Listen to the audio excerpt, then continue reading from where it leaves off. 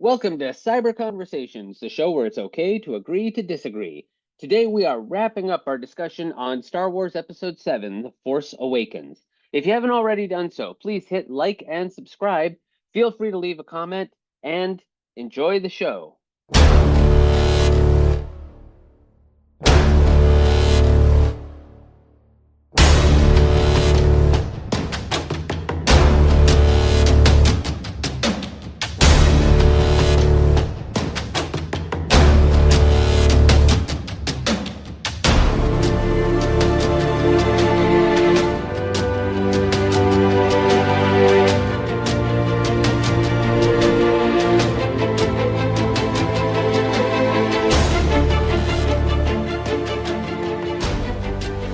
But in any case, so she's fine, and they manage to plant the bombs, and then they see Kylo Ren on that bridge, and Han confronts him, and I knew immediately what was going to happen. Yeah, afraid so. And I don't know for sure, but Harrison Ford had been on record many times before this movie saying that he would never play Han Solo again. Yep. And he said he didn't want to play him because he felt like he was a one-dimensional character and it was boring to play. He had said in old interviews he would play Indy again, but he did not want to play Han Solo because he felt like he was a one-dimensional character. And it was also said, and I don't know if it's been confirmed, but I believe it was confirmed, that he had wanted George Lucas to kill Han Solo in Return of the Jedi. Oh yeah, that I totally makes sense because of Harrison's personality. Harrison is kind of a jerk. He's not a. I take that back. He's not a jerk. He's a very nuts and bolts. He's a very nuts and bolts kind of person. He doesn't get all this spacey stuff, and he certainly doesn't get these weird spacey fans. He's never really been the kind of person that goes to conventions. I met several people from the Star Wars cast. I've never met Harrison Ford. He's just not into the fans. If you get him in an interview, more often than not, he'll be like, "Look, it's a story, people. Get on with it. Get on with your life." That's Harrison Ford, and so that's why I said he's a jerk. But I take that back. It doesn't make him a jerk. He's not really a jerk. He's the kind of person that should have been in a movie like American Graffiti. He is perfect as Han Solo, obviously, but he never was into any of that, and so it makes perfect sense that he's like, "Look, I'm just doing this for a paycheck. You guys have pushed this way too far. Can you please just let me go? I want to do other things." That makes perfect sense to me. Yeah, that's why I do love watching his interviews, because he doesn't even seem like most celebrities who seem to really enjoy doing interviews because, hey, they're famous and now they he doesn't seem to enjoy them. Yeah, he's like, I don't want to be here. I'm doing this because I have to. It's in my contract. But, my agent told me to be here, and you're paying me $15,000. How long is this going to take? Go ahead and ask your questions. That comes off a little jerky, but I think he's actually more of a real person. He's honest. I mean, like a real person as in you and me, as in everybody listening, just a working person who reads a script and gathers his paycheck and pays his bills. Yeah, that's like what Harrison Ford really is. Yeah, like if they suddenly wanted to interview me because of my job, and I'd be, on some talk show, and they'd be like, "Well, what was it like when you did this, thing with your job?" And I'd be like, "Well, it was my job." Right. Exactly. So I think you call it a rumor. I just think it's common sense. I think it's pretty obvious that he wanted out from underneath that typecast forever. Harrison Ford and Carrie Fisher and the rest of them, like they really embraced that. That's huge stardom, but that kind of stardom, I don't know how many people understand. That kind of stardom comes with a huge price. If you are James Bond, a few people care. If you're Han freaking Solo, if you're Luke freaking Skywalker, you're an action figure. Yeah, you're a tiny little Lego guy. You're the main character in video games and in books and in comic books and in magazines, and people are collecting you in cards, and they see you as this fantasy character, and they're so immersed in this fantasy. You're immersed in reality. Your reality is all about investments and about agents and about casting calls, and everybody else's reality, according to you, is buried in this fantasy, and I think that can get annoying. I do have a lot of sympathy for sci-fi actors that get big and have to show. There's a lot of sci-fi actors that have a really good nature about Comic-Con because they're not the kind of dweebs that the rest of us are that get so immersed into this fantasy stuff, and yet they meet us where we are and have fun with it, and it's profitable to them. But I think that in their world, it doesn't, like, they're in a world full of cool people. They Yeah. were beautiful people in high school. They were the beautiful people in high school. Now their world is full of beautiful people, and they got tons of money, and they drive nice cars and have multiple car garages, and they live in a real world. And the rest of us are busy with our role-playing games and our video games, and so I sympathize for those guys who have a good nature about letting us have our fantasy and having fun with it, and letting us see them as the fantasy character that we Well, want just them. look at the difference between Mark Hamill and Harrison Ford. Mark Hamill loves Huge. doing those, and he does Exactly. the voices of the Joker and of Luke Skywalker, and he plays with it, and he'll have Yeah. fun with fans. And Harrison Ford is, Nah. did you see the video of Harrison Ford reacting to Mark Hamill's impression of him? Mark Hamill did this impression of I Harrison I don't Ford. think so. He did a spot on impersonation of Harrison Ford. Um, and then they showed that clip to Harrison Ford, and they're like, "What do you think of that?" And Harrison looks at them and he's like, "He can have the job if he wants it." Yeah, that makes perfect sense. That's Yeah, Harrison. That's yeah. Harrison. He's So like, if like he wants so to like be me, being he one can of the do it for me. geeks, being one of the geeks, I can sit, and I just want to explain myself because I didn't mean anything against Harrison personally. Hmm. Being one of the geeks in the audience, if Harrison's like, meh, get over it, it's not reality. And then Mark Hamill steps on stage and he does his Joker impression, and somebody hands him a lightsaber and he swings it a few times for a photo op. To the geeks, that makes Mark seem like a cool guy, and it makes Harrison look like a jerk. Yeah, That yeah. doesn't mean either of those are true. It's No, just no. it's just what it looks like. And And I so do that's what wonder. I meant when I said that. Yeah, and I do wonder if, like, because when Harrison Ford took the part of Han Solo, he had no idea how huge Star Wars was going No, to be. none of them did. So I They all wonder. thought they were in No, some weird yeah, they thing thought that they were was in a never going to go B-rate. anywhere. Yeah, they thought they were in a B-rate campy Yep. sci-fi thing that was going to be fun for a couple of people, and no one else would ever know it. Yep. And I wonder if Harrison Ford had known how huge Star Wars was going to be, would he have done it? I mean, the paycheck I would have That's a still good been the question. paycheck, but That's a good question. knowing that it was going to thrust him into the public eye like that, he went from Bob Falfa in American Graffiti to A-list status in one Yeah. movie. Yeah, and I think that on one hand, it's everyone's going to want me to say the lines, and I'm going to, have to get into these interviews and talk to these nerds Yeah, forever and ever. On the other hand, it's going to be, well, if I do this, then it's my I'm ticket. set for life. Yeah, It's my ticket to the pulpit. yeah. I'm gonna pick up all these gold rewards, and it's gonna be the linchpin to all these other great parts. So that's a very good question that I don't necessarily have an easy answer to. I think that there is actually probably something deep in Harrison's mind that's like, man, if I could do it all over again, I probably would have just skipped it. Yeah. If he hadn't been Han Solo, maybe he wouldn't have been. I would say it's a given. He wouldn't have been Indiana Jones because George Lucas wouldn't have known him. Right, exactly. Yeah, and on and on. Yeah, Actually, he had a without very prolific career for 20 years. yeah, but it was all due to Han Solo and Indiana Jones. Those were the two roles that really put him on the map. Yeah. Before that, he was in American Graffiti. I can't imagine anyone playing Indy better than Harrison, though. And Yeah, I don't know. I feel like he actually got the geek treatment on that one too. yeah, he did. Yeah, but but it's a little bit more grounded character. Obviously, it doesn't involve any lasers or spaceships. Yeah, So yeah. Well, he likes being Indy, and he said because Indy is a fun character to play because he's not one dimensional. But he yeah, never liked Han Solo. He thought that I he don't know. was a one note. I personally don't see Han Solo as a one-dimensional character. No, I don't either. I just think he needed to be fleshed out more. That's all. Yeah, but I don't see him as a one-dimensional character either. And that's, just from the first three movies, but also including the last three. But even in the first three movies, we see him go from being a scoundrel who's only in it for himself to being, you know, to being a general in the rebellion, from being what would probably amount to being a womanizer to being completely in love with Leia. I think that he was not a one-dimensional character, but that's Yeah. neither here nor He's there.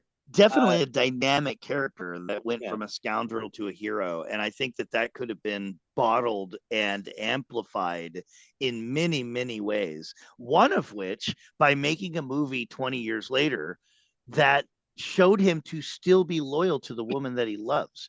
I mean, Yeah. seeing Han Solo's dynamic character go from yucky to good and then be presented later as yucky again is what makes it all that much more disappointing. I didn't Seeing feel it Luke's was. character go from yucky to good and then turn out yucky is just very disappointing. That I I think didn't that's really where it comes from. Except I didn't feel like either of them were yucky. Han, I could feel like he was really depressed, but that's because his son has turned into Kylo Ren. It makes perfect sense to me. Um, Luke, this we'll talk about more when we talk about The Last Jedi, but Luke is completely obliterated by the fact that he worked so hard to destroy the Empire only to watch it rise again. Yeah, but you know what, Josh? All that was written. That's not what actually happened to real characters. That was all written to set them up. So if your goal is to take what we were all cheering for and make it look awful, well, then write a horrible backstory to justify that. But why? Why do that at all? Well, That's my that's point. well, then you might as well argue they shouldn't have made the sequels at all. Star Wars should have just ended with Return of the No, Jedi. what? No, not at all. Are you saying that there was only one way to make the sequels? I'm arguing that there was 5 million No, ways to there were other make the ways, sequels, but no matter and what. many of those millions were actually better than what we got. That's all. Yeah, but again, like we knew that they wanted to continue with a similar type of story, and it was going to have to get far worse before it got better. Otherwise, we couldn't turn it into a trilogy. Well, And we couldn't even yeah, have but I one movie again, where I think it was good. it always goes back to taking what we already knew, what we already loved, and then shitting on it. You can make new guys, you can make new droids, you can make new locations, you can make things as diverse and imaginative as you want, but don't take what we already love and shit on it. That is how you're going to disconnect yourself from the audience, because you're the whole, like, we look at this as nostalgia. That's our connection. From Disney's business point of view, that nostalgia translates to cash. And Yeah. so, how are you going to take the nostalgia train and then bring it into the station and dismantle it and cover it in graffiti and then invite all the people to come and say, look, here's your nostalgia? Like, it doesn't make any sense to take the very thing that's making the property famous and then make it worse, to tear it down. That's I think that's where a lot of the animosity comes from the fans, is that you took something that you trained us to love and then you brought it low. Yeah. Now, I I'm not that is not my opinion about Kylo, because Kylo is his own story. Like, it was a little bit of arrogance. There was a risk. Even Yoda said there was a risk training Luke, because he was too grounded in the things of the world, and that if we gave him these powers, he would fall to the dark side because he's too impulsive. Yeah. So there was a risk involved with Kylo. I get that. I'm going to let Kylo go. But taking Leia and Han that we left off at a certain point and then bringing them back into the story, and Leia fought so hard to free the galaxy, and now she's just a rebel fighter after 30 freaking years. She's still a rebel fighter living in a war-torn galaxy that has never healed. Han is burnt out and has lost the Millennium Falcon and divorced. Like, this is bringing characters that we love low. That's what I mean. It's very Mm. simple. I And get it's it. like, and I get your point that there was reasons for that to happen. I totally get that. My point is, if you're trying to get to the end goal as a writer, you go back and you infill with a story that leads you to that end goal, where it's clear that the end goal was to bring these great characters low. And I Yeah. think that the fans took that personally. Yeah. I mean, like I said, this is not a perfect movie, and I'm willing to say I loved it, even though I don't think it's a perfect movie, and there are problems with it. Yeah, yeah. And I would say But if it had any other name other than Star Wars on it, I would say I would love it because I love sci-fi, and this is a yeah, great sci-fi. I just wish it wasn't my characters and my Star Wars in my galaxy. Because I feel like, let's go to the MCU multiverse. I feel like in one parallel universe, these events occurred. But in another parallel universe, an entirely different set of events occurred to the same people. And in that universe, that story is even better. It rocks. It's far more respectful of the characters, and it establishes that everything that was struggled through in the first three movies it was all for a good reason. The Republic is back. It doesn't look exactly the way it was before, but the Republic is functional. The Jedi Order is just getting off the ground. It's only been around for 30 years, but it is functional. There is a Jedi Order, and Luke is the surrogate Yoda now that is presiding over this. No longer are the Jedi's hunted, so they have all these Force sensitive people that are coming out of the woodwork and coming together to form this thing. Like, and then on with the story. Like, that is how it looks in a parallel dimension. And I know that tons of Star Wars fans have imagined that, because that's kind of more of the story that we wanted to see. Was not that we had our expectations and you didn't meet them, but that we already were on this story train and we wanted you to pick it up where we left off and keep going with it. Not yeah. not not cut it off, destroy everything we loved, and then give us a bunch of new stuff. I mean, have you have noticed that the vessels, the spaceships, the action figures, like all the merch that used to be the bread and butter of Star Wars, it's all just dying on the shelves. Like, nobody's buying these things. And I don't think it's because we live in the future where everybody is looking at everything on their screens. I mean, I collect Transformers. I can tell you action figures are very much still in demand, and they can be very, very profitable. The reason why nobody wants these new characters is for what I just said. Disney took everything we loved and they shit on it, and then they gave us a bunch of new stuff, and the fans just crossed their arms and said, well, I don't want Kylo Ren action figures. I don't want Rose Tico action figures. Not that these aren't good characters, but like, you did this to the characters that I love. So why, after you destroyed what we love, do we want to give you money for the things that you gave us to replace them with? Well, That's the whole point. I guess, but I still enjoyed it. Like, that's all I can say. Yeah, no, But and I envy you for enjoying it. I'm talking on behalf of the fandom in general, well, because and the whole merch thing is an unarguable point. yeah, yeah. From I a mean, business perspective, the merchandise story tells you exactly how, not only how the fans reacted to the story, but also how Disney made a very bad business decision in the story, because the way they did it costed them billions, not just in the DVD and the Blu-ray sales, but also in the action figures and the models and things like that. It was a but ton of money got lost. I would still argue the big problem with Disney was not in The Force Awakens. Whatever problems were in The Force Awakens, including possibly showing the worst things that we would fear for Luke or for Han and Leia, those were not nearly the big complaints that people had once The Last Jedi came out. And I think that's where the real problem began, even though I love The Last Jedi, for the exact same thing that everyone else hates it for. Um, but like from my memory, and maybe it's flawed, I believe in 2015, everyone was overall pretty happy with The Force Awakens. Yeah, well, actually, going back to the merch argument, in 2015, if I recall, from like 2015, 2016, 2017, the merchandise sales were took off immediately, which is exactly what Disney would have expected, because Lucas already established that this is how you make the money from the movie. Yeah. So yeah, I think you're right. I think that we, maybe it's not a perfect movie. It has flaws, but I think that we were really expecting it to really take off, especially when we get to see Luke at the very end of the movie. Yeah. And so the merchandise tells you the story.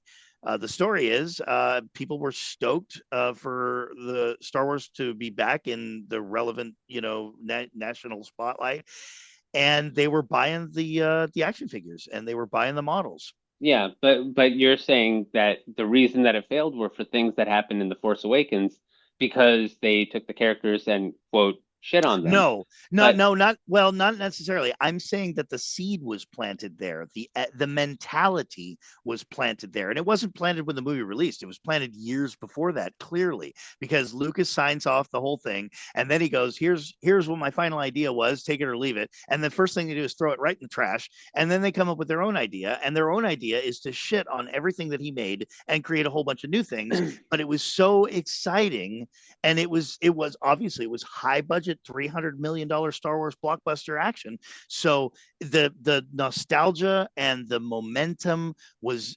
indestructible. And even though they shit on Lucas's legacy, it still wasn't enough to dent the legacy of Star Wars. And so the merch sales tell that story. But every single decision they made after that caused the merch sales to tank worse and worse and worse until finally they're just rotting on the shelves and nobody's buying them. yeah, but don't forget, Lucas himself said that if he had done the movie, he was planning on making Luke a hermit. Like, you can't say that Disney shit on Luke when Lucas was going to do that anyway. I don't know if making Luke a hermit and shitting on Luke are the same thing. I think it's very possible to make Luke a hermit and not shit on his character, not make him a grumpy, curmudgeon old man that doesn't want anything to do with anybody. That's what I call shitting on his character. Not, and we don't even find out about that until The Last Jedi. So no. We want to hold that conversation off. Yes, as I said, I'm just saying, I think it's very possible. Look, Yoda was a hermit. Did Lucas shit on Yoda's character? No. Yoda was everything he was supposed to be. He was there for a reason, and we get that reason very clearly delivered to us. Not only that, but in his hermitness, he was powerful and he was kind, and he had no intention of turning his back on the galaxy. He was there to preserve what was left of the Jedi Order while Vader was desperately hunting to kill him. So that's that's just a good example of a character that became a hermit that wasn't represented as a poor character.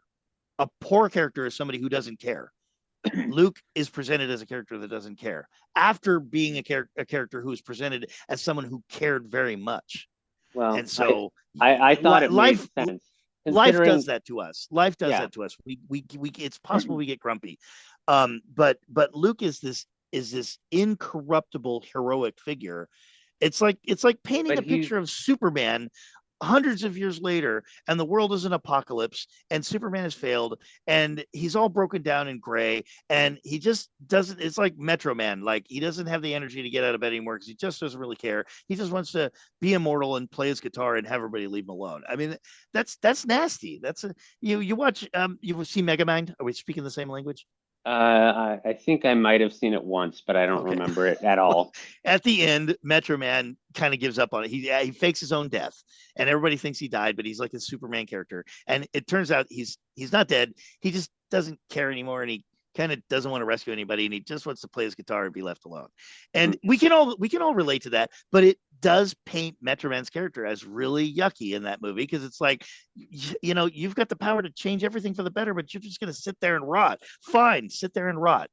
Like, that is not a character we end up with any respect for at the end of the movie. That. Luke does change. That's part of the dynamic of his character in The Last Jedi. Which fair enough. We'll talk about next time. Let's talk about that next time. Yes. But that's fair. In this movie, all we see of Luke is that he is a hermit. We don't know what's going to happen. That's right. Beyond that. That's right.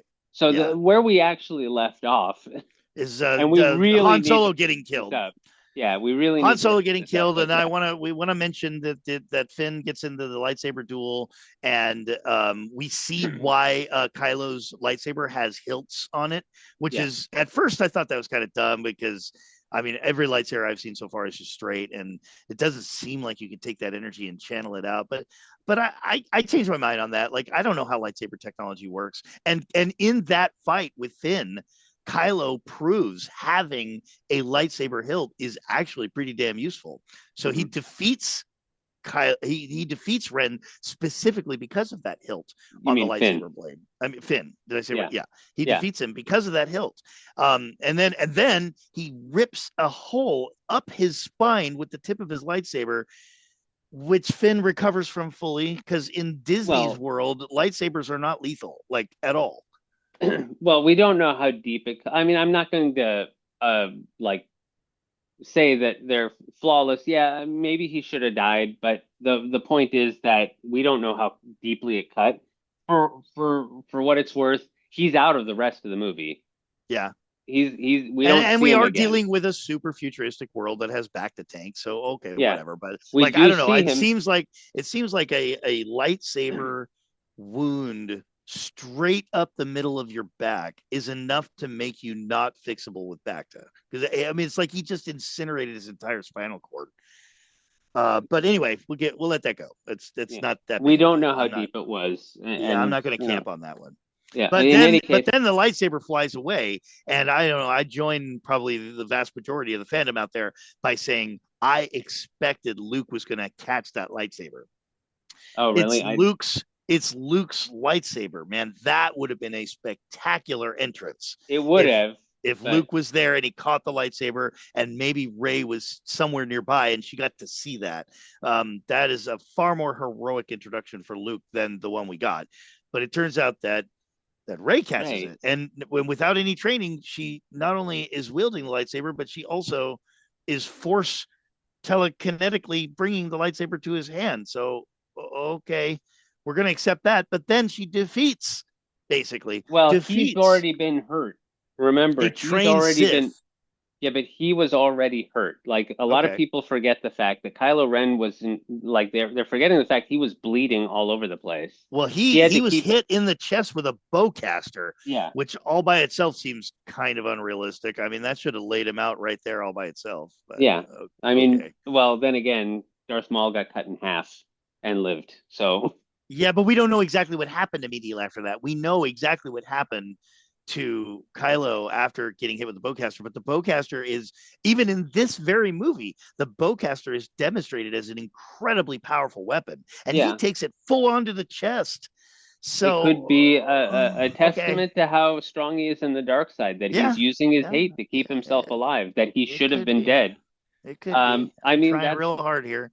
I don't know, because that's always seemed to me like why Anakin survived as long as he did until they put him in the suit. He's lying there next to a bed of lava, burnt from head to toe, with both his arms and legs cut off, and he holds himself alive through sheer, hatred. Yeah, yeah, it is a thing. It seems that Sith are capable of doing, whether they're trained to do it or not. Yeah, they So, refuse to die because they're so angry they have to keep on living. but then they explode Starkiller Base, of course. Well, And then before we get that, okay, what was I going to say?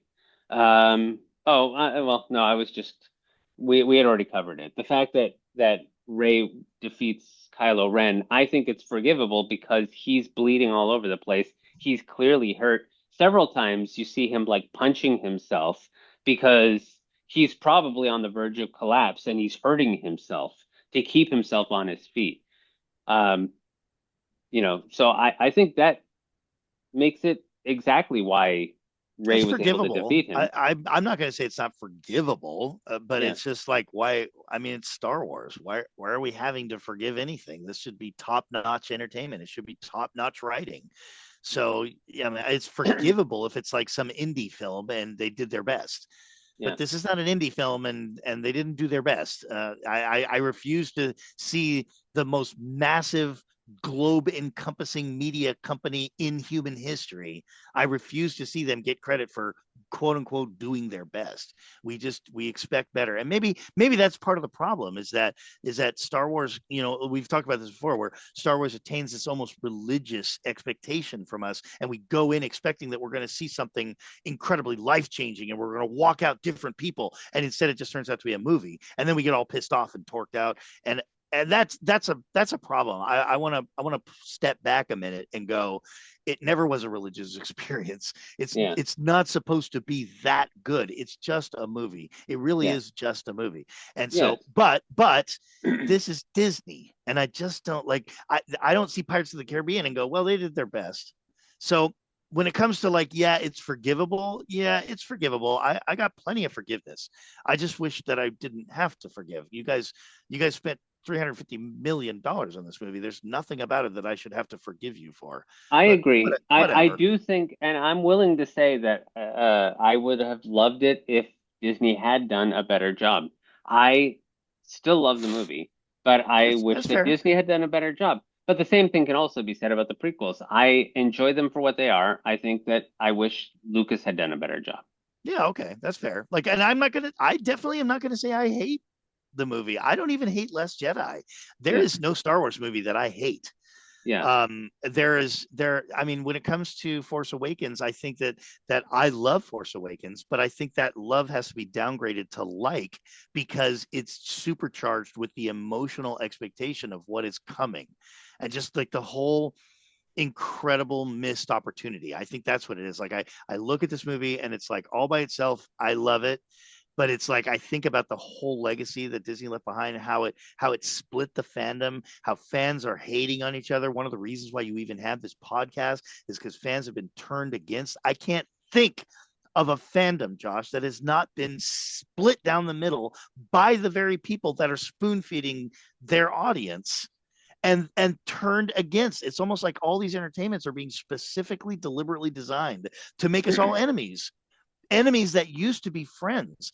Yeah, It wasn't that long ago that I remember you could go to a Comic-Con or a Star Wars convention and everybody was on the same page. And yeah. now, not so. But And I'm not sure. Did Disney do that deliberately? I certainly hope not, but it's No. sometimes it feels like they did. But I'm not even completely sure it is Disney because it's happening everywhere. It This isn't really something is. this isn't something that's only happening on Star Wars, or I would No, say, yeah, no, it was no, it Disney. isn't. No, everywhere. But People used to it's disagree happening about for the politics. same reason. The same exact reason is why it's happening. This isn't about I'm an old man and I like things the way they used to be. This isn't about I like the way things were originally and I don't want anything to change. There's plenty of room for change, but you're growing what was. You're not altering what was. You're not ditching what was. You don't take something that has two generations of fans and then you hand it to a 6-year-old who doesn't care about anything that came before and has their own ideas, and then you slap that label on what they do and expect that the fans are not going to be split down the middle. At the very least, you're going to have the old school going, that's not my Star Wars, and you have the new fans going, well, this is the only Star Wars I know and you old fuddy duddies don't get it. And at the very least, you're going to get that, and that's going to set everybody against each other. Like, I don't know if J.J. Abrams was familiar with Star Wars or not, because He I didn't don't know the care. guy. Nah, he I have didn't no care. idea. I've seen But plenty of interviews. He didn't care. but what I'm saying is that if this were just Star Wars that is happening, or just movies that it was happening with, then I would say maybe it's Disney, maybe it's the movie makers. But it isn't just happening in movies, it's happening everywhere. Then why feed it, People don't, Josh? Why but feed it? everyone seems to be completely against everyone who's not exactly the same. Look at politics. I mean, it's never been a case where Democrats and Republicans liked each other, but when my parents were But they alive, weren't lying about each other and literally like bringing up death threats against each other. Like yeah, we're that's not the we're not thing. we're not just friends that feel differently anymore. We're enemies Yeah. living right next to each other, which is So horrible. so this is why I'm not sure it's anything Disney did. It's that people can't seem to agree to disagree anymore. Well, Now, but agreeing to disagree is like a death offense. do you It, see that with Pirates of the Caribbean? That's a I five don't know movie anyone. series that Disney entirely made. Yeah, I and see and no schism in that at all. I The do, only schism I see is when you take something that is more than a generation old and then try to remake it or try to build on it. but I do That's see. where I see them.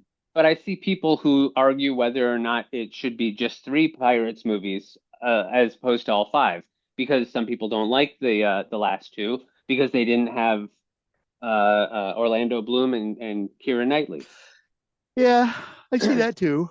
I So personally there's like all still a five of them. schism. Yeah, I thought that all five of them were, the last two were okay. They were passable as movies. They weren't as good as the first three, but even the first three, I didn't like them. I didn't like part two or three as much as part one.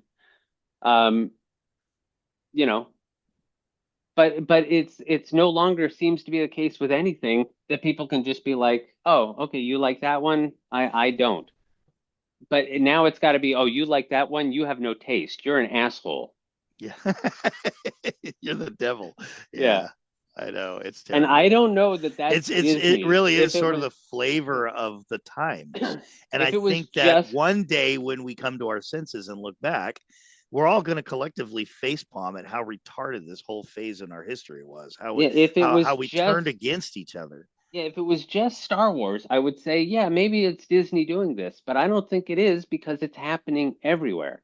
No, it is, but So, this conversation is about Star Wars, so no, I know, but that's the I'm focus. saying that I don't know that Disney is the one that's at fault. They did what they could.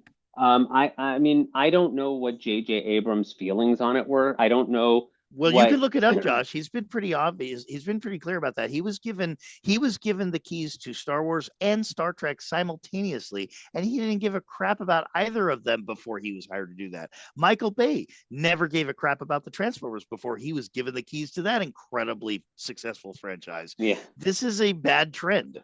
yeah. Uh, Both of these people I just mentioned are amazing movie makers. No doubt there.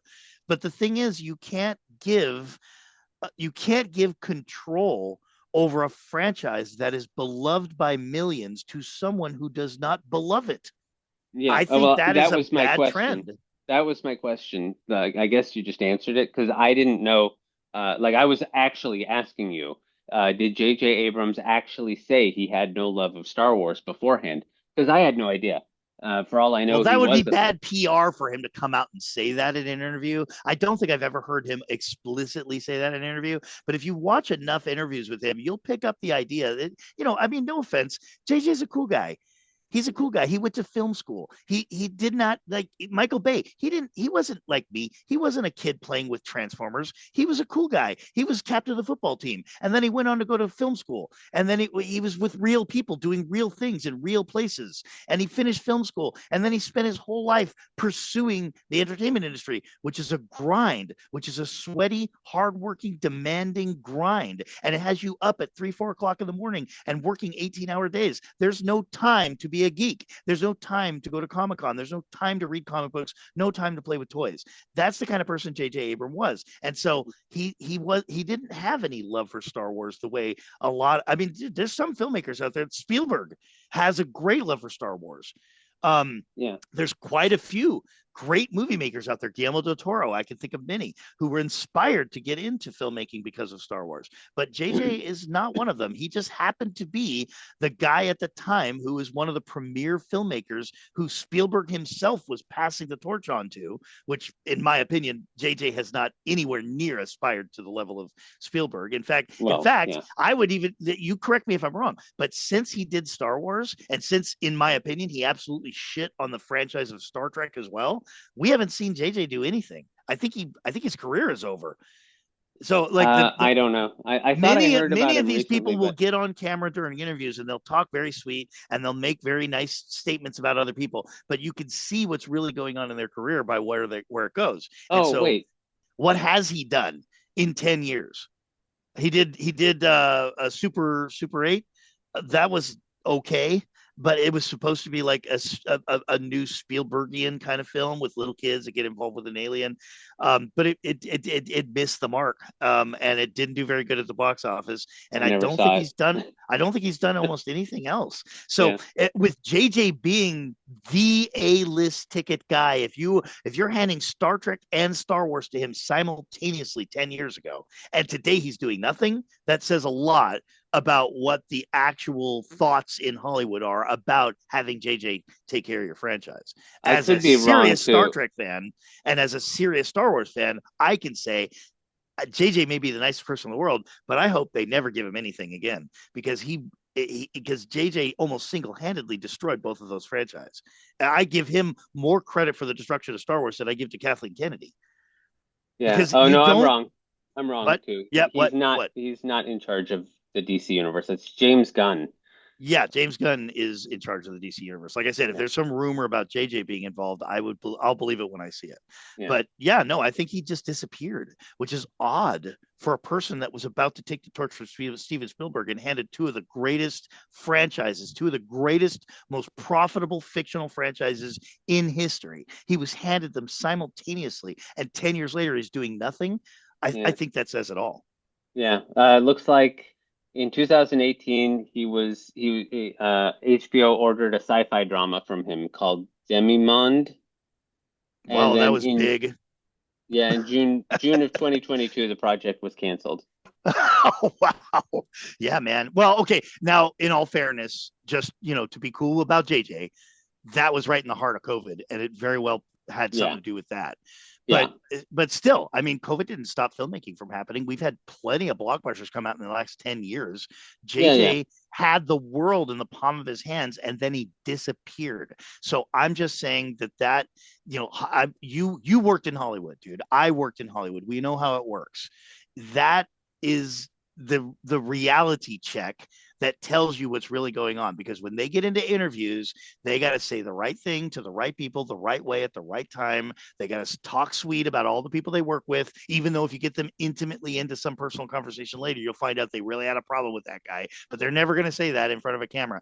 There's lots of sweet things that get said in interviews, but the fact that he had the world in the palm of his hands and then his career tanked, to me, says everything you need to know about Paramount's feelings about him concerning Star Trek and Disney's feelings about him concerning Star Wars. Yeah, fair enough. So then we get the final scene where Rey hands off a lightsaber, and I don't have much to say about this. I think I was very disappointed to have to wait all the way to the end of the movie to see Luke. I'm very disappointed that Luke didn't have a single speaking line. I think I didn't feel disappointment because I predicted it. Okay.